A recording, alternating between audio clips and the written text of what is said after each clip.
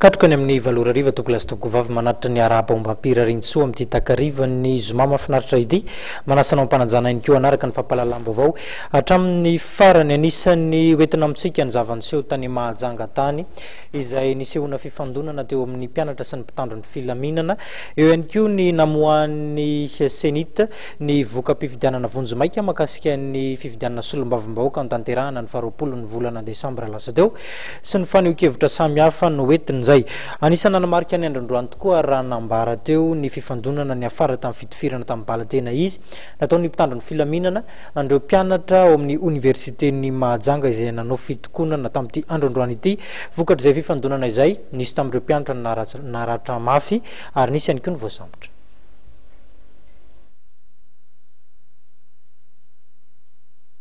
Mpianatra iray no marary mafy, mpianatra 12 naratra ary ampolo ny voasambotra. Io ny vokatry ny fifandonana teo amin'ny mpitandro filaminana sy ny mpianatra tao Mahajanga androany maraina raha ny fanazavan'ny loharanom-bavao avy any toerana. Raha ny tato-bavao azo avy amin'ny faritra Boeny kosa dia roa tamin'ireo mpianatra naratra ny naratra mafy noho ny fitifirana tamin'ny balatena izy ka nilana fitsaboana aingana ary ankizivavy ny iray.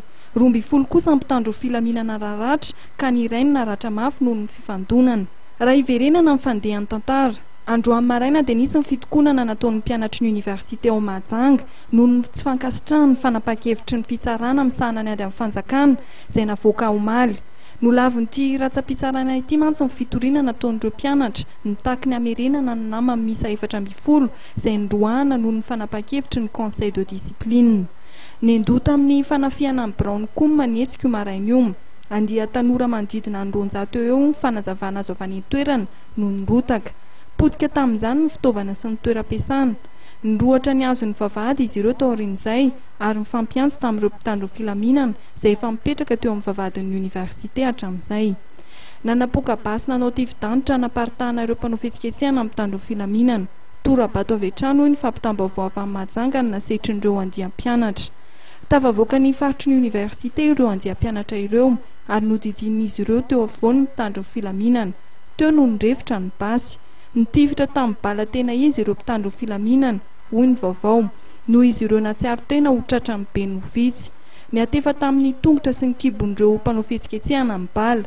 Raha ny fantatra dia teboka telo lehibe ny tena mifatohan'ny fitakian'ireo mpianatra tamin'izany. Mahasana ny lafiny ara-tsosialy sy ara-pedagojika ary ny fitakiana ny siny ny solo-tenan'izy ireo ao anatin'ny voamera mpizaran'ny toeram-ponenan'ny mpianatra.